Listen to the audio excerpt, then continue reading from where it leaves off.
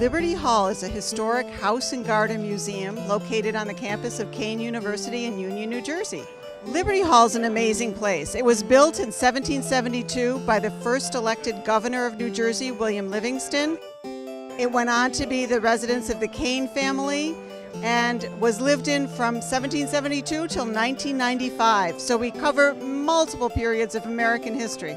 It's where history happened. The American Revolution was literally fought on our front lawn. So we give kids the experience of learning about history where it happened. Well, the best thing about Liberty Hall is it was lived in for 250 years. So the kids get to see paintings and photographs of kids like themselves from 200 years ago, from 100 years ago, from 50 years ago, so they can see that connection.